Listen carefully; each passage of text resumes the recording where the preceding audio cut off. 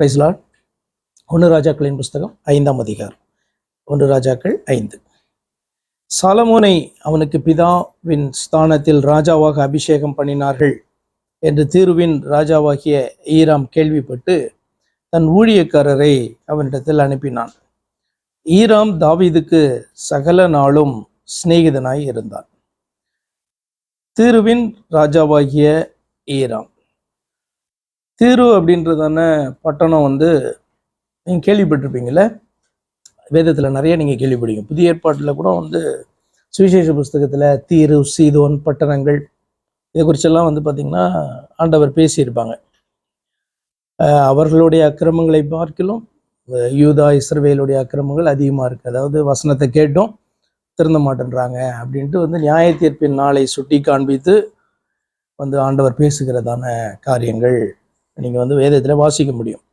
So தீரு அப்படின்னு சொல்லும்போது எங்கே இருக்குது அப்படின்னு சொன்னால், இஸ்ரவேல் தேசத்துக்கு மேலே இருக்கிறதான இப்போ லெபனான் இருக்கு இல்லையா, லெபனானில் காணப்படுகிறதான அந்த சதர்ன் சைடில் தான் அந்த தீரு என்கிறதான பட்டணம் காணப்படுது. அந்த தீருவினுடைய ராஜாவாக தான் இந்த ஈராம் காணப்பட்டார்.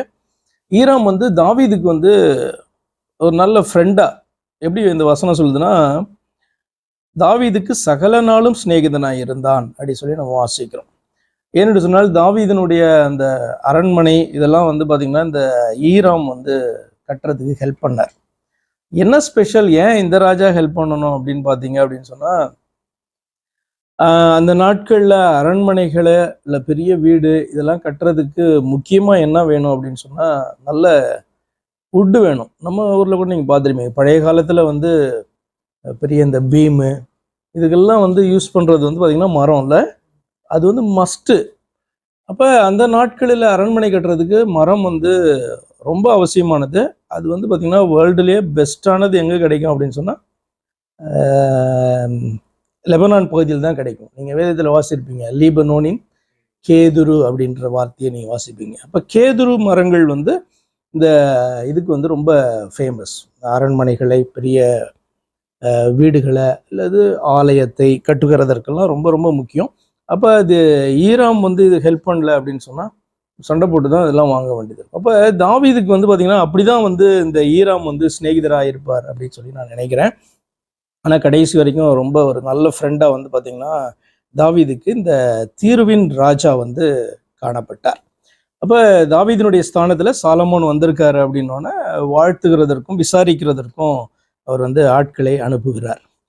அப்பொழுது சாலமோன் ஈராம் இடத்தில் ஆட்களை அனுப்பி, என் தகப்பனாகிய தாவீதின் சத்துருக்களை கர்த்தர் அவருடைய பாதங்களுக்கு கீழ்ப்படுத்தி விடுமளவும் அவர்கள் தம்மை சுற்றிலும் செய்கிற யுத்தத்தினால் அவர் தம்முடைய தேவனாகிய கர்த்தருடைய நாமத்திற்கு ஆலயத்தை கட்ட அவருக்கு கூடாதிருந்தது என்று நீர் அறிந்திருக்கிறீர். இப்போ இதெல்லாம் பார்த்திங்கன்னா ஈராமுக்கு தெரிஞ்சிருக்கு. கர்த்தர் தாவீதோடு கூட பேசினது, நீ ஆலயத்தை கட்ட வேணாம், ஏன்னா நீ யுத்த வீரனாக இருக்கா, நிறைய ரத்தம் சிந்தி இருக்கிற, அதனால உன்னுடைய குமாரன் தான் இதை கட்டுவான் அப்படின்னு பேசினதான காரியங்கள் எல்லாம் பார்த்திங்கன்னா ஈராமுக்கு தெரிந்திருக்கிறது அப்படின்னு சொன்னால் ஒரு குட் ஃப்ரெண்டாக அவர் பார்த்திங்கன்னா இருந்திருக்கிறார். ஆனாலும் இப்பொழுதோ தேவனாகிய கர்த்தர் எங்கும் எனக்கு இளைப்பாறுதலை தந்தார், விரோதியும் இல்லை, இடையூறும் இல்லை. ஆகையால் நான் உன் ஸ்தானத்தில் உன் சிங்காசனத்தின் மேல் வைக்கும் உன் குமாரனே என் நாமத்திற்கு ஆலயத்தை கட்டுவான் என்று கர்த்தர் என் தகப்பனாகிய தாவீதினிடத்தில் சொன்னபடியே என் தேவனாகிய கர்த்தரின் நாமத்திற்கு ஆலயத்தை கட்ட வேண்டும் என்று இருக்கிறேன். ஒரு இன்ட்ரோடக்ஷனை பார்த்திங்கன்னா ரொம்ப அழகாக கொடுக்குறாரு. அந்த இன்ட்ரோடக்ஷன் ஈராமுக்கும் தெரிந்ததான காரியமாக இருக்கு. ஆதலால் லீபனோனில் எனக்காக கேதுரு மரங்களை வெட்ட கட்டளையிடும், சீதோனியரை போல மரவெட்டு வேலை அறிந்தவர்கள். சீதோன் அப்படின்னா என்ன அப்படின்னு சொன்னால், இந்த தீரு பட்டணத்துக்கு கொஞ்சம் மேலே இருக்கு, எல்லாம் க்ளோஸாக இருக்க பட்டணங்கள் தான் ரெண்டுமே லெபனானில் காணப்படுகிறதான பட்டணங்கள்.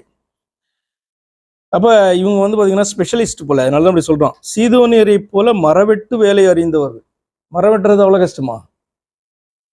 அதனுடைய அர்த்தம் என்ன அப்படின்னு சொன்னால், அவர்கள் அந்த தச்சு வேலையிலெல்லாம் ரொம்ப எக்ஸ்பர்ட் அப்படின்னு சொல்லி அர்த்தம். மரத்தை வெட்டிட்டு வர்றது மாத்திரமல்ல, அதை எப்படி வெட்டணும், அது வந்து வீணாய்க்கிறாம வெட்டணும், சரியான பீம் வந்து போடணும். ஏன்னா இப்போ மாதிரிலாம் வந்து இது கிடையாதுல்ல, இதெல்லாம் வந்து ஸ்பெஷலிஸ்ட் டாஸ்காக இருக்கும். அப்போ அதில் ஸ்கில்ஃபுல்லாக இருக்கிறவங்க தான் அந்த காரியத்தை வந்து பண்ண முடியும். அதற்காக என் வேலைக்காரர் உம்முடைய வேலைக்காரரோட இருப்பார்கள், நீர் சொல்வதின் படியெல்லாம் உம்முடைய வேலைக்காரரின் சம்பளத்தை உமக்கு கொடுப்பேன் என்று சொன்னான். ஈராம் என்ன நிர்ணயிக்கிறாரோ அந்த சம்பளத்தை வந்து நான் வந்து கொடுப்பேன் அப்படின்ட்டு ஒரு அக்ரிமெண்ட்டை வந்து பார்த்திங்கன்னா ஒரு டீல் கொடுக்குறாரு. அக்ரிமெண்ட் அதுக்கப்புறம் ஆயிருக்கும். 7வது வசனம். ஈராம் சாலமோனின் வார்த்தைகளை கேட்டபோது மிகவும் சந்தோஷப்பட்டு அந்த ஏராளமான ஜனங்களை ஆளும்படி தாவீதுக்கு ஒரு ஞானமுள்ள குமாரனை கொடுத்த கர்த்தர் இன்று ஸ்தோத்தரிக்கப்படுவாராக என்று சொல்லி ஈராம் சாலமோனிடத்தில் மனுஷரை அனுப்பி, நீர் எனக்கு சொல்லி அனுப்பின காரியத்தை நான் கேட்டேன். கேதுரு மரங்களுக்காகவும் தேவதாரு விருட்சங்களுக்காகவும் உம்முடைய விருப்பத்தின்படியெல்லாம் நான் செய்வேன். என் வேலைக்காரர் லீபனோனில் இருந்து அவைகளை இறக்கி கடலிலே கொண்டு வருவார்கள். அங்கே நான் அவைகளை தெப்பங்களாக கட்டி நீர் நியமிக்கும் இடத்திற்கு கடல் வழியாய் அனுப்பி அவைகளை அவிழ்த்து ஒப்பிப்பேன் அப்படின்னா ஒப்புவிப்பேன். அதுதான். அங்கே நீர் அவைகளை ஒப்புக்கொண்டு ரிசீவ் பண்ணணும். நடுவில் வந்து கொள்ளையடிக்கிறதுக்கெல்லாம் சான்ஸ் இருக்குல்ல. நீங்கள் இதெல்லாம் வந்து பார்த்தீங்கன்னா நீங்கள் மேப்பில் வந்து செக் பண்ணணும். நீங்கள் ரியலாக பைபிள் ஸ்டடி என்ஜாய் பண்ணணும் அப்படின்னா இது நீங்கள் மேப் செக் பண்ணணும். இஸ்ரேல் எங்கே காணப்படுது, மத்திய திரைக்கடல் மெடிட்ரேனியன் சீன் எங்கே காணப்படுது, லீபனோன் எங்கே காணப்படுது, அதே மாதிரி இந்த தீரு பட்டணத்தை குறித்து இந்த ஏன்ஷியன்ட் தீரு பட்டணம் வந்து என்ன ஆச்சு அப்படின்ட்டு வந்து பார்த்தீங்கன்னா, ஏன்னா வந்து தீர்க்க தரிசனத்தில் வந்து சொல்லப்படுகிறதான அதிகமாய் பயன்படுத்தப்படுகிறதான ஒரு பெயர் வந்து பார்த்தீங்கன்னா, அந்த பெயர் அதிகமாக அந்நிய தேசத்தினுடைய பட்டணம் பெயர்லாம் வந்து இருக்காது பைபிளில், அவசியமானதான் சொல்லப்பட்டிருக்கும். அப்போ தீர்வை குறித்து வந்து பார்த்தீங்கன்னா நீங்கள் அதிகமாய் பார்க்கலாம். நியூ டெஸ்டமெண்ட் வரைக்கும் அது பார்க்கலாம். எப்படி இருந்ததான பட்டணம், எப்படியாக அது வந்து டெஸ்ட்ராய் ஆச்சு, ஏன் டெஸ்ட்ராய் ஆச்சு அப்படின்றதெல்லாம் உங்களுக்கு தெரிஞ்சாதான் நீங்கள் இந்த காரியத்தை வந்து பார்த்தீங்கன்னா நீங்கள் என்ஜாய் பண்ண முடியும். ஓகே, அப்போ இது வந்து பார்த்தீங்கன்னா அந்த கடல் வழியாக நான் கொண்டு வருவேன், அங்கே நீர் அவைகளை ஒப்புக்கொள்ள வேண்டும், உன் விருப்பத்தின்படிலாம் செய்யலாம் அப்படின்னு சொன்னால் நமக்கு தெப்பம் அப்படின்னா என்னதான் நமக்கு ஞாபகம் வரும்? மரங்களெல்லாம் கட்டி ஒன்றா கட்டி அப்படி அதுதான் வரும்ல. ஆனால் நீங்கள் வந்து சாலமோனை குறித்து நீங்கள் வாசிக்கும் பொழுது அவன் வந்து கப்பல்களை வைத்து அவன் வியாபாரம் பண்ணினான் அப்படின்லாம் நீங்கள் வந்து இனி வருகிற நாட்களில் நீங்கள் பார்ப்பீங்க. இப்போ சாலமோனுடைய பீரியடில் கப்பல்கள் காணப்பட்டது. அந்த கப்பல்களை வைத்து ஒரு வியாபாரம் பண்ணுகிற அளவுக்கு என்ன பார்த்தீங்கன்னா காணப்பட்டார்கள். அப்போ தெப்பம் அப்படின்னு சொல்லும்போது எப்படி கொண்டு வந்திருப்பாங்க அப்படின்லாம் தெரியாது. ஆனால் எங்கேயாவது மூவ் ஆகி போயிடுச்சுன்னா ஸோ அதுக்கான அந்த டெக்னாலஜி அதெல்லாம் அவங்களுக்கு வந்து காணப்பட்டிருக்கு. சாலமோனை குறித்து சொல்லும்போது தர்ஷீஷ் வரைக்கும், தர்ஷீஷ்னா இன்னைக்கு காணப்படுகிறதான யுனைடெட் கிங்டம் இருக்கிறதான அந்த ஏரியா யூரோப். அப்போ தர்ஷீஷ் வரைக்கும் வந்து பார்த்தீங்கன்னா கப்பல் வணிகம் எல்லாம் வந்து காணப்பட்டதான நாட்கள். சரி, அப்படியே ஈராம் சாலமோனுக்கு வேண்டிய மட்டும் கேதுரு மரங்களையும் தேவதாரி விருட்சங்களையும் கொடுத்து கொண்டு வந்தான். சாலமோன் ஈராமின் அரண்மனைக்கு போஜனத்திற்காக 20,000 கலம் கோதுமையையும் 20,000 கலம் கோதுமையையும் இடித்து பிடிந்த ஒலிவ மரங்களின் 20 கல எண்ணெயையும் கொடுத்தான். இப்படி சாலமோன் ஈராமுக்கு வருஷந்தோறும் கொடுத்து வந்தான். இதுதான் வந்து பார்த்தீங்கன்னா அந்த ட்ரேடிங்குடைய அந்த டீலில் இவ்வளோ நான் கொடுப்பேன் அப்படின்னு சொன்னதான காரியம். மற்றபடி சேலரி தனித்தனியாக அந்த ஊழியர்களுக்கு எப்படி கொடுத்தான்லாம் நமக்கு தெரியல. பட் இந்த இது வந்து பார்த்தீங்கன்னா சொல்லப்பட்டிருக்கு. கர்த்தர் சாலமோனுக்கு சொல்லியிருந்தபடியே அவனுக்கு ஞானத்தை தந்தருளினார். ஈராமுக்கும் சாலமோனுக்கும் சமாதானம் உண்டாயிருந்து இருவரும் உடன்படிக்கை பண்ணி கொண்டார்கள். ராஜாவாகிய சாலமோன் இஸ்ரவேலர் எல்லாரிலும் ஊழியத்துக்கு 30,000 அமஞ்சி ஆட்களை பிடித்தான்.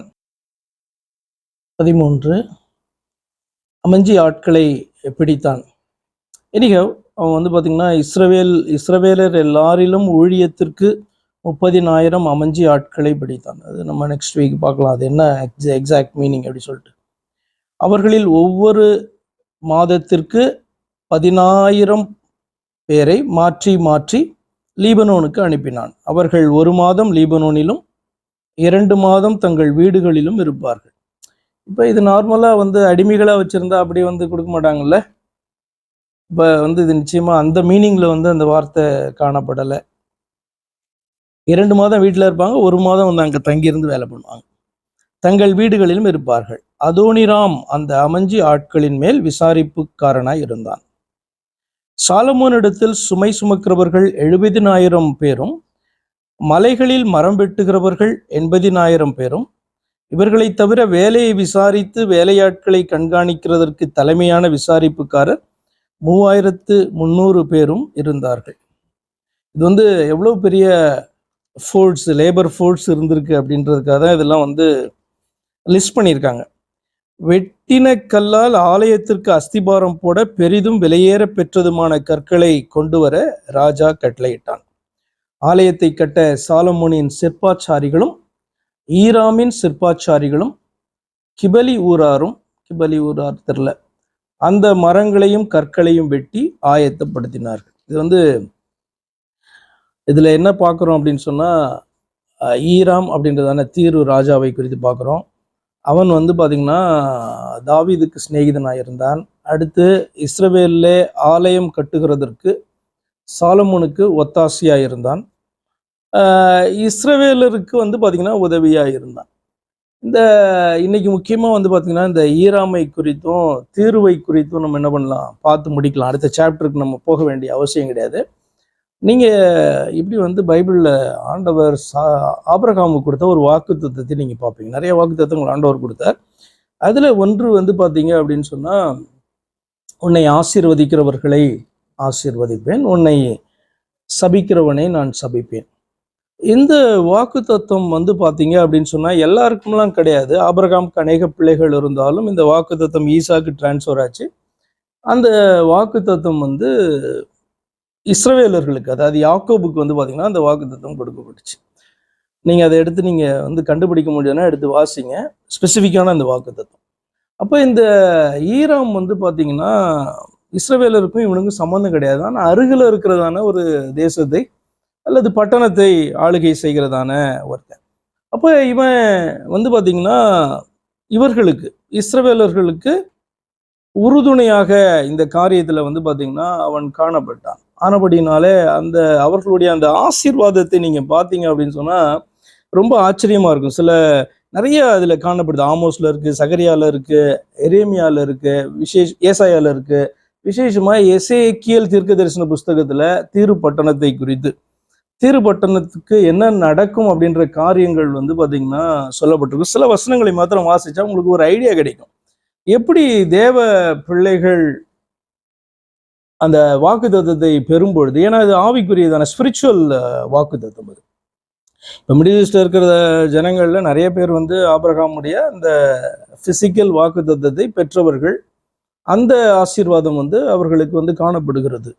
ஆனால் இந்த ஸ்பிரிச்சுவல் பிளெஸிங் அப்படின்றது வந்து பார்த்தீங்கன்னா ஆபிரகாமுடைய அந்த வாக்குத்தத்தத்தை பெற்ற, ஆக்சுவலாக ஏன் இதை நான் உங்களுக்கு இவ்வளோ விளக்குறேன் அப்படின்னு சொன்னால், எப்படி வந்து ஸ்பெசிஃபிக்காக அது வந்து ஒரு சந்ததிக்கு தான் அந்த வாக்குத்தத்தம் வருது. நியூ டெஸ்டமெண்ட்ல கிரைஸ்ட் மூலமாக அந்த வாக்குத்தத்தம் வந்து உண்மையான கிறிஸ்தவர்களுக்கு அது வருது. சரியா? நீங்கள் வந்து கலாத்தியர் 3ஆம் அதிகாரத்தில் கடைசியில் போய் பார்த்தீங்கன்னா ஆபிரகாமுக்கு வந்து கொடுக்கப்பட்ட அந்த வாக்குத்தத்தம், அதனுடைய சுதந்திரராக யார் மாறுகிறார்கள் என்று சொன்னால் இயேசு கிறிஸ்துவை விசுவாசிக்கிறவர்கள் சுதந்திரராக மாறுகிறார்கள். சரி, இந்த தீரு பட்டணத்தை குறித்து நம்ம வாசித்து விட்டு இப்போ பிசாசை குறித்து நம்ம வாசிக்கும் போது 2 போர்ஷன் வேதத்தில் வந்து ரொம்ப முக்கியமான பகுதியாய் காணப்படும். ஒன்று வந்து ஏசாயா 14ஆம் அதிகாரம், இன்னொன்று வந்து எசேக்கியேல் 28ஆம் அதிகாரத்தில் ஒரு பகுதி. ரெண்டுலையுமே ரொம்ப ஸ்பெசிஃபிக்காக வந்து பார்த்தீங்கன்னா அவன் எப்படி அவன் விழுந்தான், அவன் யார், அவன் எப்படிப்பட்டவனாய் காணப்பட்டான் அப்படின்றதான டீட்டெயில் வந்து பார்த்தீங்கன்னா லூசிஃபரை குறிச்சதான டீட்டெயில் வந்து இந்த வேத பகுதியில் வந்து காணப்படும். சில வசனங்களை மாத்திரம் நம்ம எடுத்து தீரு பட்டணத்தை குறித்து நம்ம பார்க்கலாம். ஆமாம், எசேக்கியேல் 26, 27, 28 மூணுத்தையுமே பார்க்கணும் நம்ம. அதில் சில வசனங்கள் மாத்திரம் அட்லீஸ்ட் வாசிக்கலாம். அதற்கு முன்பாக ஏன் இப்படி ஆச்சு, இவர்கள் வந்து இவ்வளோ க்ளோஸ் ஃப்ரெண்டாக இப்படி தேவ பிள்ளைகளுக்கு வந்து உறுதுணையாக காணப்பட்டு எப்படி அவர்கள் ஆசீர்வதிக்கப்பட்டவர்களாய் காணப்பட்டாங்க அப்படின்றது வந்து ஒரு காரியம். இது எப்படி எங்கே ஸ்டார்ட் ஆச்சு அப்படின்றது நமக்கு தெரியல. ஆனால் சில காரியத்தை நம்ம இங்கே 1 ராஜாக்கள்லேயே நம்ம வாசிக்க முடியும். என்ன அப்படின்னு சொன்னால், இப்போ நம்ம 5ஆம் அதிகாரத்தில் இருக்கிறோம். ஒன்று ராஜாக்கள் 9ஆம் அதிகாரம் பாருங்களேன், அதுல 11வது வசனம். தன்னுடைய விருப்பத்தின்படியெல்லாம் தனக்கு கேதுரு மரங்களையும் தேவதாரி விருட்சங்களையும் பொன்னையும் கொண்டு வந்த தீருவின் ராஜாவாகிய ஈராமுக்கு ராஜாவாகிய சாலமோன் கலிலேயா நாட்டில் உள்ள 20 பட்டணங்களை கொடுத்தான். ஈராம் தனக்கு சாலமோன் கொடுத்த பட்டணங்களை பார்க்கிறதற்கு தீருவிலிருந்து புறப்பட்டு வந்தான். அவைகளில் அவன் பிரியப்படலை. இது வந்து பார்த்தீங்கன்னா அவன் என்ன பண்ணுறான், கொடுத்ததான அந்த ஆக்சுவலாக கிஃப்ட் இது 20 பட்டணங்கள். அதை வந்து பார்த்தீங்கன்னா கலிலேயா பகுதியில் இருக்க அந்த பட்டணங்களை வந்து தீரு ராஜாவாகிய ஈராம் வந்து பார்க்க வரான். ஆனால் அதில் வந்து அவனுக்கு இஷ்டம் கிடையாது. இப்போ இது வந்து ஒரு ஃபஸ்ட்டு பிரேக்கிங் பாயிண்ட்டாக இருக்கிறதுக்கு சான்ஸ் இருக்குது. ஏன் அப்படின்னா ரொம்ப க்ளோஸ் ரிலேஷன்ஷிப்பில் இருந்ததான ஒரு சந்ததியை கடந்து அடுத்த சந்ததி தாவீதுக்கும் சாலமோனுக்கும் க்ளோஸாக காணப்பட்டதான இந்த ஈராம் வந்து பார்த்திங்கன்னா இந்த சாலமோனுடைய இந்த செய்கையில் ஏன் விருப்பப்படலை என்னன்னு தெரியல. ஏன்னா சாலமோன் பெஸ்ட்டாக தான் கொடுத்துருப்பான்ல, இருந்தாலும் ஏன் வந்து அவன் பிரியப்படலை அப்படின்னும் அதிகமாக எதிர்பார்த்தானா இல்லை என்னன்னு நமக்கு தெரியல. ஆனால் இப்படி ஒரு வசனம் வந்து இந்த இடத்துல காணப்படுகிறது. சரி, ஓகே, இந்த ஈராமை குறித்து அல்லது தீரு பட்டணத்தை குறித்து சில காரியங்களை நம்ம வாசித்து பார்க்கலாம். 23 ஏசாயா 23 முதல் வசனம் இப்படி காணப்படுது. தீருவின் பாரம், தர்ஷீஷ் கப்பல்களே அலறுங்கள், அது வீடு இல்லாதபடிக்கும் அதில் வருவார் இல்லாதபடிக்கும் பாழாக்கப்பட்டது. இந்த செய்தி கித்தீம் தேசத்திலிருந்து அவர்களுக்கு தெரிவிக்கப்பட்டது. தீவு குடிகளே மௌனமாயிருங்கள், சீதோனின் வர்த்தகர் சமுத்திரத்திலே யாத்திரை பண்ணி உன்னை நிரப்பினார்கள். சீகோர் நதியில் மிகுந்த நீர்ப்பாய்ச்சல்களையும், இது நீங்கள் வந்து தொடர்ந்து இதை நீங்கள் வாசித்துக்கோங்க. 23:15 கூட அக்காலத்திலே தீரு ஒரு ராஜாவுடைய நாட்களின்படி 70 வருஷம் மறக்கப்பட்டிருக்கும். 70 வருஷங்களின் முடிவிலே தீருவுக்கு சம்பவிப்பது வேசியின் பாடலுக்கு சமானமாயிருக்கும். அப்படி வந்து பார்த்தீங்கன்னா நிறைய காரியங்கள் ஆண்டவர் பேசுகிறார். எரேமியா 25:22 தீருவினுடைய எல்லா ராஜாக்களுக்கும் சீதோனுடைய எல்லா ராஜாக்களுக்கும் சமுத்திரத்திற்கு அக்கறையான தீவுகளின் ராஜாக்களுக்கும் தோதானுக்கும் தேமாவுக்கும் பூசுவுக்கும் கடையாந்தில் உள்ள அனைவருக்கும் அரபி தேசத்து எல்லா ராஜாக்களுக்கும் வனாந்தரத்திலே கலந்து குடியிருக்கிறவருடைய எல்லா ராஜாக்களுக்கும் சிம்ரியினுடைய எல்லா ராஜாக்களுக்கும் ஏலாமுடைய எல்லா ராஜாக்களுடைய மேதியாவினுடைய எல்லா ராஜாக்களுக்கும், ஓகே, என்ன சொல்ல வர்றாரு, என் ராஜாவுக்கும் பிற்பாடு சகல தேசத்து ராஜாவுகளுக்கும் கொடிக்க கொடுத்தேன். கர்த்தருடைய அந்த ஜட்ஜ்மெண்ட்டை குறித்து பேசுகிறார். வடக்கே இருக்கிற எல்லா ராஜாக்களுக்கும் சமீபமானவர்களுக்கும் தூரமானவர்களும் ஆகிய அவரவர்களுக்கும் பூமியின் மீதுள்ள சகல தேசத்து ராஜ்யங்களுக்கும் குடிக்க கொடுத்தேன். சேசாவுக்கு என்கிற ராஜாவுக்கும் அவர்களுக்கும் பிற்பாடு குடிப்பான் என்றார். நீங்கள் குடித்து வெறித்து வாந்தி பண்ணி நான் உங்களுக்குள் அனுப்பும் பட்டயத்தாலே எழுந்திராதபடிக்கு விழுங்கள் என்று இஸ்ரவேலின் தேவனாகிய சேனைகளின் கர்த்தர் உரைக்கிறார் என்று நீ அவர்களுக்கு சொல்லு. இப்படி வந்து பார்த்தீங்கன்னா அவர்களுடைய பாரம், அவர்களுக்கு விரோதமான ஜட்ஜ்மெண்ட்டை குறித்து ஆண்டவர் பேசுகிறார். இது வந்து எரேமியாவுடைய பீரியட்லாம் எது? எரேமியானுடைய பீரியட் என்ன அப்படின்னு சொன்னால் யூதா தேசம் வந்து சிறையிருப்புக்கு போகிறதற்கு முந்தின பீரியட். பார்த்தீங்கன்னா தீர்வெல்லாம் வந்து ரொம்ப ஃபேமஸான பட்டணமாக காணப்படுது. அப்போ நம்ம எசேக்கியலுக்கு வருவோம். எசேக்கியல் 26ஆம் அதிகாரம் 2வது வசனம். மனுபுத்திரனே, தீருவானது எருசலேமுக்கு விரோதமாக ஜனதளங்களின் ஒலிமுக வாசலாயிருந்த நகரி இடிக்கப்பட்டதென்றும் என்னிடமாக எல்லாம் புரண்டு வரும், அது பாழாக்கப்பட்டிருக்க நான் நிரப்பப்படுவேன் என்றும் சொல்லுகிறபடியினால் இன்னும் வந்து எருசலேம் வந்து இதாகலை. எருசலேம் வந்து பார்த்தீங்கன்னா மண்மேடாக போகிறது என்று உண்மை. ஆனால் வந்து தீர்வு வந்து பார்த்தீங்கன்னா இப்படி பேசுமா. 3வது வசனம். கர்த்தராகிய ஆண்டவர் சொல்லுகிறது என்னவென்றால், தீருவே, இதோ நான் உனக்கு விரோதமாக வருகிறேன். சமுத்திரம் தன் அலைகளை எழும்பி வர பண்ணுகிற வண்ணமாய் நான் அநேகம் ஜாதிகளை உனக்கு விரோதமாக எழும்பி வர பண்ணுவேன். அவர்கள் தீருவின் மதில்களை அழித்து அதன் கொத்தளங்களை இடித்து போடுவார்கள். நான் அதன் மண்ணும் அதில் இராதபடிக்கு விலக்கி போட்டு அதை வெறும் பாறையாக்கி விடுவேன். அது வலைகளை விரிக்கிற இடமாக சமுத்திரத்தின் நடுவிலே இருக்கும். நான் இதை சொன்னேன் என்று கர்த்தராகிய ஆண்டவர் உரைக்கிறார். அது ஜாதிகளுக்கு கொள்ளையாகும். இப்படி நீங்கள் இதையும் வந்து பார்த்தீங்கன்னா கண்டினியூஸாக வாசித்துக்கோங்க. ஏன் இது பயங்கர இன்ட்ரெஸ்டிங் அப்படின்னு சொன்னால், நேபுகாத் நேச்சருடைய பெயர்லாம் கூட ஆண்டவர் சொல்லுவார். இங்கே பாருங்களேன், 7வது வசனம், அதை வாசித்துறேன், 6, 7 வாசித்துறேன். வெளியில் இருக்கிற அதன் குமாரத்திகளோ பட்டயத்தால் கொன்று போடப்படுவார்கள். அப்பொழுது நான் கர்த்தர் என்று அறிந்து கொள்வார்கள். கர்த்தராகிய ஆண்டவர் சொல்லுகிறது என்னவென்றால், இதோ நான் ராஜாதி ராஜாவாகிய நேபுகாத் நேச்சர் என்னும் பாபிலோன் ராஜாவை வடக்கே இருந்து குதிரைகளோடும் ரதங்களோடும் குதிரை வீரரோடும் கூட்டத்தோடும் திரளான ஜனத்தோடும் தீர்வுக்கு விரோதமாக வரப்பண்ணுவேன். அவன் வெளியில் இருக்கிற உன் குமாரத்திகளை பட்டயத்தினால் கொன்று, அதாவது ஜனங்களே என்று அர்த்தம், குமாரத்திகள் சொன்னா ஜனங்கள் என்று அர்த்தம், உனக்கு விரோதமாக கொத்தளங்களை கட்டி உனக்கு விரோதமாக அணை போட்டு உனக்கு விரோதமாக கேடயங்களை எடுத்து உன் மதில்களை இடிக்கிற எந்திரங்களை எதிரே வைத்து தன் கடப்பாறைகளால் உன் கொத்தளங்களை இடித்து போடுவான். இது பார்த்தீங்க அப்படின்னு சொன்னா கர்த்தர் இங்க சொல்லுகிறதான காரியம். இப்ப தீர்வு எடுத்து நீங்க தீர்வினுடைய அந்த ஏன்ஷியன்ட் ஹிஸ்டரி, அந்த மேப்பு இதெல்லாம் நீங்க எடுத்து பார்த்தீங்க அப்படின்னு சொன்னா எப்படி இருக்கும்னா, தீர்வு ஒரு என்ன சொல்றது, அதாவது ஒரு கடற்கரையை ஒட்டியதான ஒரு மிகப்பெரிய நகரம். அங்கிருந்து பார்த்தீங்க அப்படின்னு சொன்னா இன்னொரு ஐலாண்ட் அதுக்கு பக்கத்துல காணப்படுது. நேபுகாத் நேச்சர் பீரியட்ல என்ன ஆச்சுன்னா, லேண்ட்ல காணப்படுகிறதான இந்த தீரு நகரம் முழுவதுமாக அழிக்கப்பட்டுச்சு.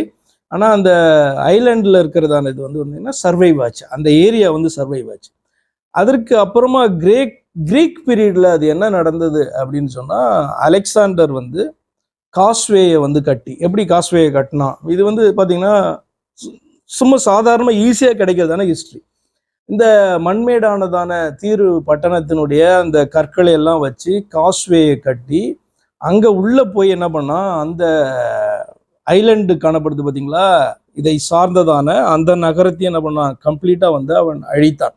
இந்த இடத்துல சொல்லுகிறபடியே அது வலைகளை விரிக்கிற இடமும் சமுத்திரத்தின் நடுவிலே இருக்கும், நான் இதை சொன்னேன் என்று கர்த்தராகிய ஆண்டவர் உரைக்கிறார். ஏன் அப்படின்னு சொன்னா, சில ப்ராஃபஸி எல்லாம் அமேசிங்கா நடந்து நம்முடைய கண்களில் நம்ம அதை பார்க்கிற மாதிரி, அதாவது இந்த காலத்துல நம்ம அதை பார்க்க முடியும். அப்படி இருக்கிறதான ஒரு இடம் தான் பார்த்தீங்கன்னா இந்த தீரு என்கிறதான அந்த பிரதேசம். இப்பயும் பார்த்தீங்கன்னா லெபனானுக்குள்ள காணப்படுகிறதான ஒரு பகுதி தான் அது. லேண்டெல்லாம் இப்போ அந்த முன்னாடி எப்படி அது இருந்ததுன்றதை நம்ம பார்க்கலாம் இன்னும் சில காரியங்களை. சரி, இது 26வது வசனம், 26ஆம் அதிகாரம். இது நீங்க அதுக்கு ஃபுல்லா போய் வாசித்துக்கோங்க. 27க்கு போலாம். 26 ஃபுல்லாவே வாசிங்க, பயங்கரமா இருக்கும். 27ஆம் அதிகாரத்துக்கு போவோம். 27 ஆரம்பத்துல, கர்த்தருடைய வார்த்தை எனக்கு உண்டாகி, மனுபுத்திரனாகிய நீ இப்பொழுது தீருவின் பேரிலே புலம்பி சமுத்திர கரை துறையிலே குடியிருந்து அநேகம் தீவுகளின் ஜனங்களோட வியாபாரம் பண்ணுகிற தீருவை நோக்கி, கர்த்தராகி ஆண்டவர் உரைக்கிறது என்னவென்றால், தீருவே, நீ உன்னை பூரண சௌந்தரியவதி என்கிறாய். கடல்களின் நடு மையத்திலே உன் தாபரம் இருக்கிறது. உன்னை கட்டினவர்கள் உன்னை பூரண வடிவாய் கட்டினார்கள். சேனீரிலிருந்து வந்த தேவதாரு மரத்தால் உன் கப்பற் பலகைகளை செய்தார்கள். பாய் மரங்களை செய்யும்படிக்கு லீபனோனில் இருந்த கேதுர் மரங்களை கொண்டு வந்தார்கள். பாசானிலிருந்து உன் துடுப்புகளை செய்தார்கள். கித்தீம் தீவுகளிலிருந்து வந்த ஆஷூர் மரத்தால் உன் வாரி பலகைகளை செய்து அதிலே யானை தந்தம் அழுத்தியிருந்தார்கள். எகிப்திலிருந்து வந்த சித்திர தையல் உள்ள சணல் நூல் புடவை நீ விரித்த பாயாயிருந்தது. எலிசா தீவுகளின் இளநீளமும் இரத்தாம்பரமும் உன் விதானமாயிருந்தது. சீதோன் அர்வாத் என்னும் பட்டணங்களின் குடிகள் உனக்கு தண்டு வலிக்கிறவர்களாய் இருந்தார்கள். தீருவே, உன்னிடத்தில் இருந்த உன் சாஸ்திரிகள் உன் மாலுமிகளாய் இருந்தார்கள். கேபாரின் முதியோரும் அதன் சாஸ்திரிகளும் உன்னில் கம்பத்து பார்க்கிறவர்களாய் இருந்தார்கள். சமுத்திரத்தின் சகல கப்பல்களும் அவைகளில் உள்ள கப்பற்காரரும் உன்னோடைய தொழில்துறை வியாபாரம் பண்ணுகிறதற்காக உன்னிடத்தில் இருந்தார்கள். பெர்ஷியரும் லூதியரும் பூத்தியரும் உன் இராணுவத்தில் யுத்த வீரராயிருந்து உனக்குள் கேடகமும் தலை சீராவும் தூக்கி வைத்து உன்னை அலங்கரித்தார்கள். அர்வாத் புத்திரரும் உன் இராணுவ மனுஷரும் உன் மதில்கள் மேல் சுற்றிலும் கம்மாத்தியர் உன் கொத்தளங்களில் இருந்தார்கள். இவர்கள் உன் மதில்கள் மேல் சுற்றிலும் தங்கள் பரிசைகளை தூக்கி வைத்து உன் வடிவத்தை பூரணப்படுத்தினார்கள். சகலவித பொருட்களின் திரவியங்களினாலும் தர்ஷீஷின் ஊரார் உன்னோடைய வியாபாரம் பண்ணினார்கள். வெள்ளியையும் இரும்பையும் தகரத்தையும் ஈயத்தையும் உன் சந்தைகளில் விற்க வந்தார்கள். யாவான், தூபால், மேஷாக், மேஷாக் இதெல்லாம் வந்து பார்த்தீங்கன்னா மேலே இருக்கிறதான அந்த ரஷ்யா வரைக்கும் போகுது. மேஷாக்ன்றது மாஸ்கோ அப்படின்றதை குறிக்கிறது. யாவான், தூபால், மேஷாக் என்னும் ஜாதியார் உன் வியாபாரிகளாயிருந்து மனுஷர்களையும் வெண்கல பாத்திரங்களையும் உன் தொழில்துறைக்கு கொண்டு வந்தார்கள். தொகர்மா வம்சத்தார் குதிரைகளையும் குதிரை வீரரையும் கோவேறு கழுதிகளையும் உன் சந்தைகளுக்கு கொண்டு வந்தார்கள். தேதான் புத்திரர் உன் வியாபாரிகளாயிருந்தார்கள். அநேகம் தீவுகளில் வர்த்தகம் உன் வசமாய் சேர்ந்தது. யானை தந்தங்களையும் கருங்காலி மரங்களையும் அவைகளுக்கு பதிலாக கொண்டு வந்தார்கள். சீரியர் உன் வேலைப்பாடான பற்பல பொருள்களின் நிமித்தம் உன்னோட வியாபாரம் பண்ணி மரகதங்களையும் இரத்தாம்பரங்களையும் சித்திர தையலாடைகளையும் உயர்ந்த வஸ்திரங்களையும் பவளங்களையும் பளிங்கையும் உன் சந்தையில் விற்க வந்தார்கள்.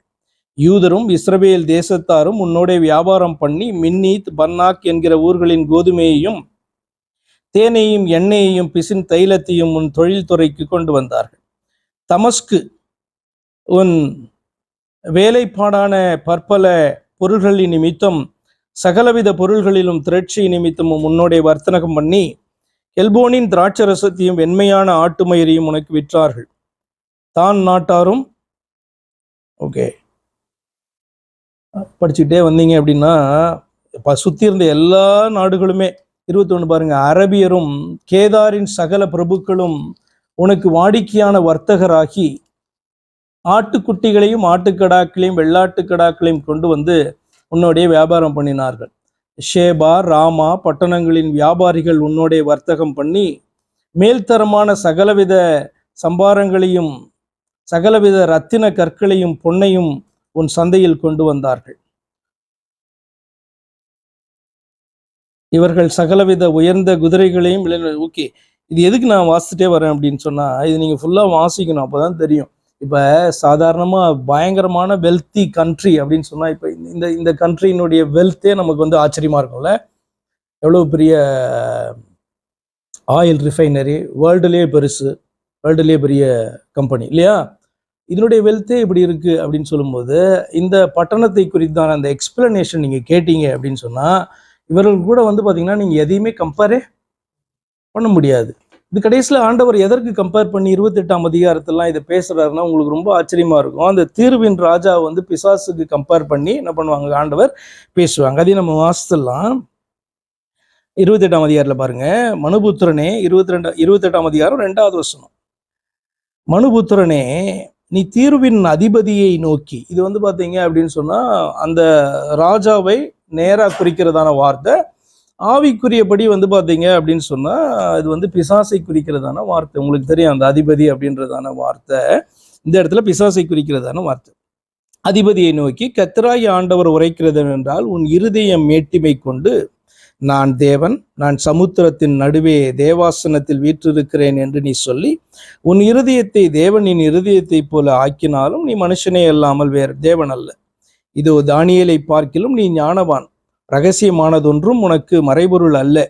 நீ உன் ஞானத்தினாலும் உன் புத்தியினாலும் பொருள் சம்பாதித்து பொன்னையும் வெள்ளியையும் உன் பொக்கிஷ சாலையிலே சேர்த்து கொண்டாய்.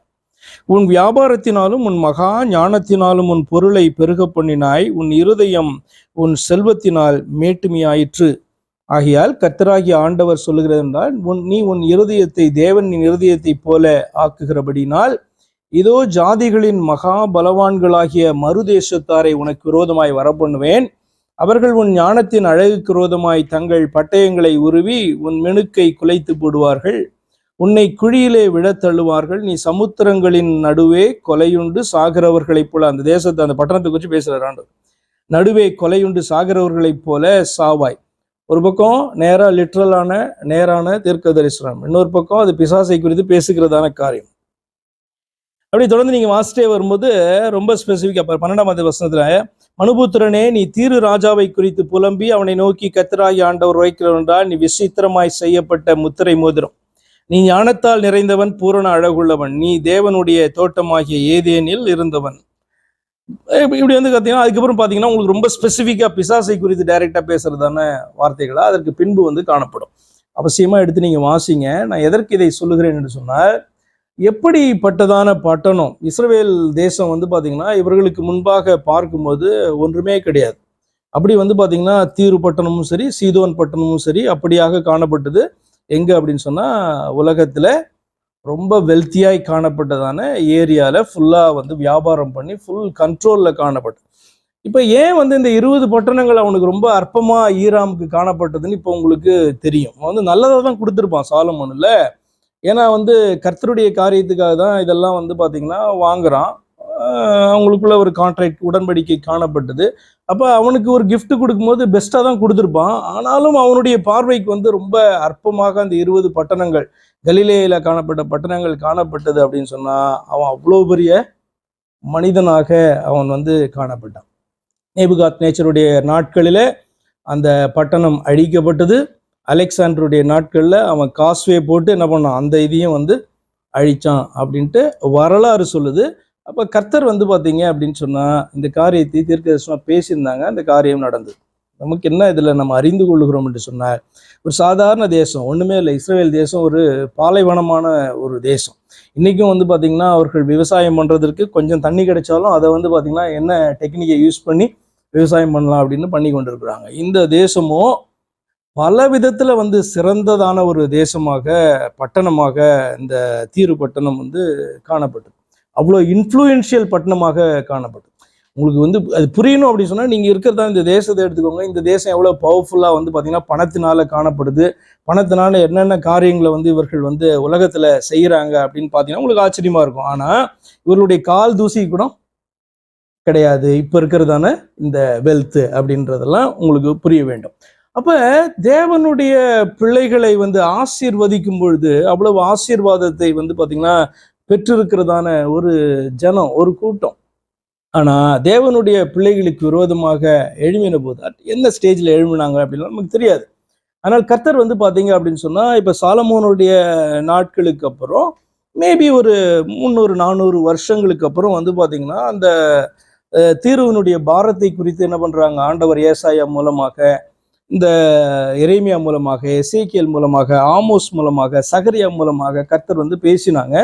பேசினதான அந்த காரியங்கள் வந்து பார்த்தீங்க அப்படின்னு சொன்னால் நேபுகாத் நேச்சருடைய காலத்துலேயும் அலெக்சாண்டருடைய காலத்துலேயும் அது நடந்தது. இது அவசியமாக நீங்கள் போய் எடுத்து படிங்க.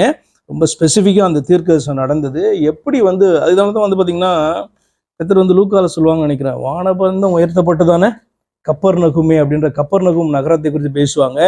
இங்கே செய்யப்படுகிற காரியங்கள் வந்து தீருவிலும் சீதோவிலும் செய்யப்பட்டிருந்தா அவர்கள் ரெட்டுடுத்தி என்ன பண்ணியிருப்பாங்க, திருதியிருப்பாங்க. அவ்வளோ வந்து பார்த்தீங்க அப்படின்னு சொன்னால் செழிப்பில் காணப்பட்ட, திமிரில் காணப்பட்ட, ப்ரைடில் காணப்பட்டதான ஒரு நகரமாக அது வந்து பார்த்திங்கன்னா இருந்துச்சு. அப்படிப்பட்டதான ஆண்டவராகிய இயேசுவே வந்து பார்த்திங்கன்னா அந்த இடத்துல போயிட்டு ஊழியம் பண்ணதெல்லாம் நீங்கள் இதில் வந்து பார்க்க முடியும். நியூ டெஸ்ட்மெண்ட்ல நான் காமிக்கிறேன் உங்களுக்கு. இது சகரியா 9:3 பார்த்தீங்கன்னா, தீரு தனக்கு அரணை கட்டி தூளை போல வெள்ளியையும் வீதிகளின் சேற்றை போல பசும் பொன்னையும் சேர்த்து வைத்தது. ஏன் வந்து பார்த்தீங்க அப்படின்னு சொன்னால் அலெக்சாண்டர் வந்து அதை அப்படி வந்து அழிக்கணும் அப்படின்ட்டு இது பண்ணான் அப்படின்னு சொன்னால், அரணான பட்டணம் அதை வந்து பிடிக்க முடியல. எத்தனையோ மாதங்கள் வந்து பார்த்தீங்கன்னா நேபுகாத் நேச்சர் வந்து ட்ரை பண்ணி தான் என்ன பண்ணான், அந்த லேண்டை வந்து அவன் பிடிச்சு என்ன பண்ணான், அவர்களை வந்து கொண்டு போய். ஏன் அப்படின்னா எப்போ அந்த ராஜாக்களுக்கு ரொம்ப கோவம் வரும் அப்படின்னு சொன்னால் சரண்டர் ஆகிட்டா விட்டுருவாங்க. பல மாதங்கள் வந்து பார்த்திங்கன்னா அது என்ன சொல்லுவாங்க, அந்த முற்றுகை காணப்பட்டுச்சு அப்படின்னு சொன்னால் எரிச்சல் நாளுக்கு நாள் அதிகமாகிட்டே வரும். ஏன் அப்படின்னா வேறு தூர தேசத்துலேருந்து தன்னுடைய படைகளை கொண்டு வந்து அவர்களுக்கு சாப்பாடு கொடுத்து என்ன பண்ணணும், அதை வந்து பார்த்திங்கன்னா அவர்களை பார்க்கணும். நாட்கள் ஆக இவனுடைய படையில் இருக்கிறவங்களுக்கும் வந்து பார்த்திங்கன்னா கோபமும் எரிச்சலும் ஃப்ரஸ்ட்ரேஷனும் வந்து ராஜாவுக்கு எதிராக திரும்ப ஆரம்பிச்சிருவாங்க. அப்போ நாட்கள் ஆக வந்து பார்த்திங்கன்னா முற்றுகை நாட்கள் ஆக பிடிச்சாங்கன்னா அந்த தேசத்தை என்ன பண்ணுவாங்க, தீக்கிரையாக்குவாங்க. மோஸ்ட்லி அதுதான் நடக்கும். அது மாதிரி தான் வந்து பார்த்திங்கன்னா அவ்வளோ அரணான பட்டணமாய் காணப்பட்டபடினால்தான் நேபுகாத் நேச்சர் வந்து அஃப்கோர்ஸ் தீர்க்க தரிசனத்தின்படி. அடுத்து வந்து பார்த்திங்கன்னா அலெக்சாண்டர் பிடிச்சதும் தீர்க்க தரிசனத்தின்படி. ஏன்னா நம்ம வேதத்தை விசுவாசிக்கிறதுனால அப்படி. ஆனால் வந்து பார்த்திங்கன்னா இது ஏன் என்ன ட்ரிகர் பண்ணிச்சு அவங்கள, ஏன் வந்து அவ்வளோ கோவம் வந்து அப்படி எல்லாரையும் அடித்து நொறுக்கி என்ன பண்ணுறாங்க, அழிச்சு போடுறாங்க, மண்மேடு ஆக்குறாங்க அப்படின்னு சொன்னால் அவ்வளோ நாட்கள் வந்து அந்த பட்டணத்தை காக்கக்கூடியதான அந்த பலன் வந்து அவர்களுக்கு காணப்பட்டுச்சு. இப்போ இங்கே வாசிக்கிறோம் சகரியா 9:3, தீரு தனக்கு அரணை கட்டி தூளை போல வெள்ளியையும் வீதிகளின் சேற்றை போல பசும் பொன்னையும் சேர்த்து வைத்தது. பசும் பொண்ணு எப்படின்னா சேரு சேர்க்கிற மாதிரி தான் வந்து பார்த்தீங்கன்னா அந்த பட்டணத்தில் அப்படி காணப்பட்டுச்சான், அவ்வளோ வெல்த். சரி, மத்தேயு 11:21 வாசிக்கிறோம், கோரோசினே உனக்கு ஐயோ, பெத்சாயிதாவே உனக்கு ஐயோ, உங்களில் செய்யப்பட்ட பலத்த செய்கைகள் தீருவிலும் சீதோனிலும் செய்யப்பட்டிருந்ததானால் அப்பொழுதே ரெட்டுடுத்தி சாம்பலில் உட்கார்ந்து மனம் திரும்பி இருப்பார்கள் அப்படின்ட்டு பார்த்தீங்கன்னா ஆண்டவராகிய இயேசு சொல்றாரு. அடுத்த வசனம், நியாய தீர்ப்பு நாளிலே உங்களுக்கு நேரிடுவதை பார்க்கலும் தீருவுக்கும் சீதோனுக்கும் நேரிடுவது லகுவாய் இருக்கும் என்று உங்களுக்கு சொல்லுகிறேன். நமக்கு இன்னைக்கு தீரு சீதோனை குறித்து இவ்வளவு எக்ஸ்பிளனேஷனை கொடுத்தாதான் நமக்கு புரியுது. இப்போ இன்னும் வாஸ்தா தான். அப்போ அன்னைக்கு காணப்பட்டவர்களுக்கு நல்லாவே தெரியும் தீரு எப்படி காணப்பட்டுச்சு, சீதோன் எப்படி காணப்பட்டுச்சுன்னா அவங்களுக்கு தெரியும். மார்க் 3:8 கலிலேயாவிலும் யூதேயாவிலும் எருசலேமிலும் இதுமேலும் யோர்தானுக்கு அக்கறை திரளான ஜனங்கள் வந்து அவருக்கு பின் சென்றார்கள். அல்லாமலும் தீரு சீதோன் பட்டணங்களின் திசைகளில் இருந்து திரளான ஜனங்கள் அவர் செய்த அற்புதங்களை குறித்து கேள்விப்பட்டு அவரிடத்தில் வந்தார்கள். இயேசுவனுடைய ஊழியம் உங்களுக்கு தெரியும், நார்தன் இஸ்ரேலில் தான் அதிகமாக, கலிலேய பகுதியில் தான் ரொம்ப அதிகமாக காணப்பட்டுச்சு. இந்த தீரு சீதோன் பட்டணங்கள் எங்க காணப்படுதுன்னா லெபனான் தேசத்தினுடைய சதன் சைட்ல காணப்படுது. அப்படியானால் கலிலேயாவுக்கு கொஞ்சம் மேலே போனாலே இந்த 2 பட்டணங்கள் வந்துடும். அப்ப கேள்விப்பட்டு என்ன பார்த்தீங்கன்னா அவர்கள் எல்லாம் வந்தார்கள் என்று நம்ம இங்க வாசிக்கிறோம். அதே மாதிரி மார்க் 7:24 இப்படி வாசிக்கிறோம், பின்பு அவர் எழுந்து அவ்விடம் விட்டு புறப்பட்டு சீரு சீதோன் பட்டணங்களின் எல்லைகளில் போய் ஒரு வீட்டிற்குள் பிரவேசித்து இப்படி வாசிக்கிறோம். அப்போ இயேசுவானவருடைய ஊழியம் பார்த்தீங்கன்னா அங்கே கலிலேய பகுதியில் இருக்கும்போது அப்படி மேலே போயிட்டு அவர் ஊழியம் பண்ணதை பார்க்குறோம், சீரு சீதோன் பட்டணங்களினுடைய எல்லைகளில். அப்புறம் மார்க் 7:31 வாசிக்கிறோம், மறுபடியும் அவர் தீரு சீதோன் பட்டணங்களின் எல்லைகளை விட்டு புறப்பட்டு தெக்கபோலியின் எல்லைகளில் வழியாய் கலிலியா கடல் அருகே வந்தார் அப்படி வாசிக்கிறோம். ஓகே, ஸோ அப்போ பார்த்தீங்கன்னா நியூ டெஸ்டமெண்ட்லேயும் இந்த தீர்வை குறித்து நிறைய காரியங்கள் பார்த்தீங்கன்னா பேசப்பட்டிருக்கிறது. அப்போ இன்னைக்கு நம்ம ரொம்ப சின்னதான ஒரு சாப்டராக காணப்பட்டாலும் அதில் அறிந்து கொள்ளுகிறதான காரியம், தேவ பிள்ளைகளுக்கு ஆண்டவர் கொடுத்ததான வாக்குத்தத்தங்கள் ஒருபோதும் அது பொய்த்து போறதில்லை. தேவ பிள்ளைகளுக்கு விரோதமாக எழும்புகிறவர்களுக்கு விரோதமாய் கர்த்தர் பேசின வார்த்தைகள் எப்படி நிறைவேறினது அப்படின்னு தீரு பட்டணத்தை குறித்து நம்ம வாசிக்கும் போது அறிந்து கொள்கிறோம். அப்போ ஆபிரகாமுக்கு கொடுத்ததான வாக்கு தத்துவம் அது யாருக்கு தான் டிரான்ஸ்ஃபர் ஆகி வருகிறது? வசனத்தை வாசித்து காமிச்சிடும் அவங்களுக்கு. கலாத்தியர் 3ஆம் அதிகாரம், ஸ்பிரிச்சுவல் பிளெஸ்ஸிங் அப்படியே பார்த்தீங்கன்னா இயேசு கிறிஸ்துவை ஏற்றுக்கொள்கிறவர்களுக்கு காணப்படுகிறதான பிளெஸ்ஸிங். 29வது வசனம் பாருங்க, கலாத்தியர் 3:29, நீங்கள் கிறிஸ்துவுடையவர்களானால் ஆபிரகாமின் சந்ததியாராயும் வாக்கு தத்தத்தின்படியே சுதந்திரராயும் இருக்கிறீர்கள் அப்படி சொல்லப்பட்டிருக்கு. அதே மாதிரி 16வது வசனத்தை நீங்க பார்த்தீங்கன்னா, ஆபிரகாமுக்கும் அவனுடைய சந்ததிக்கும் வாக்கு தத்தங்கள் பண்ணப்பட்டன, சந்ததிகளுக்கு என்று அநேகரை குறித்து சொல்லாமல் உன் சந்ததிக்கு என்று ஒருவனை குறித்து சொல்லி இருக்கிறார், அந்த சந்ததி கிறிஸ்துவே. அப்ப இந்த ஸ்பிரிச்சுவல் பிளெஸ்ஸிங் எப்படி ஈசாக்குக்கு யாக்கோபுக்கு வந்ததோ, இஸ்ரவேலுக்கு வந்ததோ, அது பார்த்தீங்கன்னா எங்கே தான் அது கண்டினியூ ஆகுது அப்படின்னு பார்த்தீங்கன்னா கிறிஸ்துவின் மூலமாக அவரை ஏற்றுக்கொள்கிற அத்தனை பேருக்கும் அந்த பிளெஸ்ஸிங் வருது. அப்போ ஒரு சாதாரணமாக அற்பமான ஒரு நிலையில் பார்த்தீங்கன்னா நாம் காணப்பட்டாலும், அன்றைக்கு இஸ்ரவேல் அப்படி தான் காணப்பட்டுச்சு, இன்றைக்கும் அப்படி தான் காணப்பட்டுச்சு. எல்லாரும் எதிர்க்கிறார்கள், ஆனால் அவர்களை ஆசீர்வதிக்கிறவர்களை கர்த்தர் ஆசீர்வதிப்பார், அவ்வளவுதான். நீங்கள் உங்களுடைய கர்த்தருக்கு சித்தமானா நம்ம லீவ் பண்ணோம் அப்படின்னு சொன்னால் நம்மளுடைய நாட்கள்லேயே கூட நம்ம பார்க்க முடியும். யார் அவர்கள் பக்கம் நிற்கிறார்களோ அவர்கள் ஆசீர்வதிக்கப்படுவதையும், அவர்களுக்கு விரோதமாக எழும்புகிறவர்கள் எப்படி அழிகிறதையும் நீங்கள் என்ன பண்ண முடியும், பார்க்க முடியும். ரொம்ப இன்ட்ரெஸ்டிங் என்ன அப்படின்னு சொன்னால், நமக்கு பைபிள் தெரிகிறபடினாலே, வேதவசனம் தெரிகிறபடினாலே நமக்கு இந்த காரியங்கள் சிலதெல்லாம் புரியுது. ஆனால் நீங்கள் இதை மூடி வைத்து விட்டு நீங்கள் ஒரு உலக மனுஷனாக இந்த உலகத்தில் நடக்கிற காரியங்களை நீங்கள் பார்ப்பீர்கள்னு சொன்னால் அது ரொம்ப வித்தியாசமாய் காணப்படும். நீங்களே என்ன முடிவெடுப்பீங்க, யார் பக்கம் நீங்கள் நிற்பீங்க அப்படின்னு நமக்கு தெரியாது ஆக்சுவலாக. அப்போ வருகிற நாட்களில் மேபி நம்முடைய டைம்லேயே கூட அதை நம்ம பார்த்தாலும் பார்க்கலாம், எப்படி அவர்களுக்கு சப்போர்ட் பண்ணி கொண்டு இருக்கிறதான அவர்கள் பக்கத்தில் நிற்கிற என்ன மீனிங் அப்படின்னா, அவர்களை ஆசீர்வதிக்கிறவர்கள் எப்படி ஆசீர்வதிக்கப்படுவார்கள், பாதுகாப்பாக காணப்படுவாங்க. ஆனால் ஃபார் சம் ரீசன் பார்த்தீங்கன்னா அவர்களை சபிக்கிறவர்கள், அவர்களுடைய அழிவை விரும்புகிறவர்கள். இந்த வார்த்தையை நீங்கள் புரிந்து கொள்ளணும். நீங்கள் பைபிள் எப்படி பார்ப்பீங்க, உன்னை சபிக்கிறவனை நான் சபிப்பேன் சொல்லுவார், உன்னை அழிந்து போகணும்னு அவன் நினைக்கிறான் பாரு, அவன் அழிந்து போவான் அப்படின்ற வாக்குத்தத்தை என்ன பண்ணார் கர்த்தர், ஒரு மனுஷனை அழைத்து அவனுக்கு கொடுத்தார். அதுதான் பார்த்தீங்கன்னா அப்படி டிரான்ஸ்ஃபர் ஆகி வந்துச்சு. அப்போ வந்து பார்த்தீங்கன்னா இஸ்ரவேல் அழியணும் அப்படின்னு நினைக்கிறவன் நான் வந்து ஒருவேளை நீங்கள் உங்கள் கண்களிலே பார்ப்பீங்க, அப்படிப்பட்ட தேசங்கள் அழிந்து போகிறதை, ஒன்றுமில்லாமல் போகிறதை நீங்கள் பார்ப்பீங்க. ஆனால் பார்ஷியலாக தான் இருக்கிற மாதிரி நினைக்கிற நம்ம வெளியிலேருந்து பார்க்கும் போது நினைக்கிறதான அந்த கண்ட்ரிஸ் கூட இஸ்ரவேலை ஆசீர்வதிக்கிறது அப்படின்னா என்ன அர்த்தம்? இஸ்ரவேலின் பட்சமா, இஸ்ரவேலோடு கூட அது நிற்கிறதற்கு என்ன காரணம்லாம் தெரியாது. ஈராம் ஏன் வந்து பார்த்தீங்கன்னா தாவீது பக்கம் வந்தா நமக்கு தெரியாது. தாவீது வந்து பார்த்தீங்கன்னா ரெக்வஸ்ட் பண்ணியிருப்பான், என்னன்னா அவனுடைய அரண்மனையை கட்டுவதற்கு அவனுக்கு வந்து ஹெல்ப் வேணும், லெபனானுடைய ஹெல்ப் வேணும். அது கேட்டபோது ஈராம் வந்து அக்செப்ட் பண்ணிட்டான். அப்போ ஈராமுடைய தேசத்தை இன்னைக்கு அந்த பட்டணத்தை குறித்து நம்ம வேதத்தில் வாசிக்கும் போது அது வந்து அமேசிங். அது மாதிரியான ஒரு பட்டணத்தை நீங்கள் வந்து பார்க்க முடியாது அந்த அளவுக்கு. நீங்கள் இன்னும் ஃபுல்லாக போய் வாசிக்கணும்னா எனக்கு இது டைம் கிடையாது, போர் அடிச்சிடும் உங்களுக்கு நிறைய அதெல்லாம் வாசித்தனா.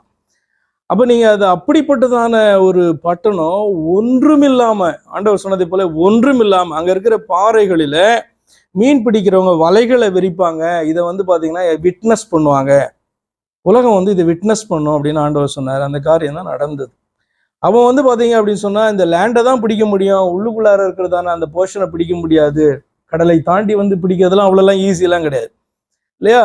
ஆனால் காஸ்வே இப்போ நீங்கள் காணப்படுதில்ல, இங்கேருந்து காஸ்வே இந்த இங்கேருந்து அந்த பட்டணத்துக்கு போகிற காஸ்வே மாதிரி போட்டு என்ன பண்ணான், அலெக்சாண்டர் போய் அதை வந்து அழிச்சான். ஹிஸ்ட்ரி சொல்கிறதான காரியம். அப்போ எப்படி வந்து பார்த்தீங்கன்னா கர்த்தருடைய வார்த்தைகள் நிறைவேறுது அப்படின்றத வந்து பார்க்கணும். அப்போ நாம் வந்து தேவனுடைய பிள்ளைகளாக இருக்கிறது இட்ஸ் அ கிரேட் ப்ரிவிலேஜ். அப்போ நம்ம இன்னைக்கு சிறுமைப்பட்டு அநேக காரியங்களில் காணப்படுறோம். ஆனால் தேவ பிள்ளைகளுக்கு விரோதமாக எழும்புகிறவர்கள் ஒருபோதும் வாழ்ந்ததாக சரித்திரமே கிடையாது. வேதம் அப்படி பேசலை. நீங்கள் வெளியில் போய் ஹிஸ்ட்ரியை பார்த்தீங்கன்னாலும் அப்படி கிடையவே கிடையாது. ஏன்னா எப்படின்னா அவர்கள் கர்த்தருடைய பிள்ளைகளை சார்ந்து கொண்டார்கள் என்று சொன்னால், சப்போர்ட் பண்ணாங்க அப்படி சொன்னால் பிழைப்பார்கள்.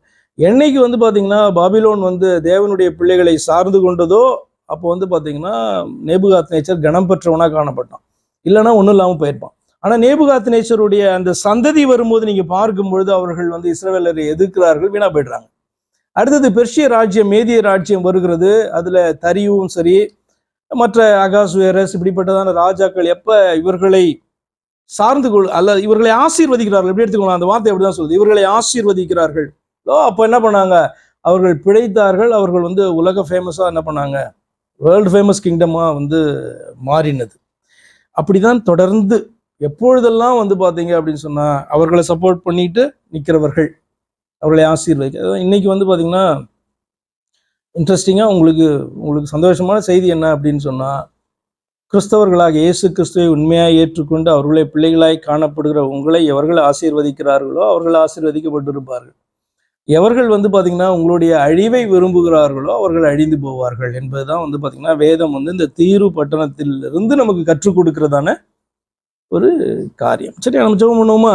நீங்கள் நிச்சயமாக இதை வந்து ஸ்டடியாக பண்ணணும். நீங்கள் எடுத்துக்கோங்க, தீரு பட்டணம்னு போதுங்க, தீருன்னு போடுங்க, போட்டு எங்கெங்கெல்லாம் அதுக்கு தீர்வை குறித்து சொல்லியிருக்கிறாருன்னு நீங்கள் பாருங்கள்.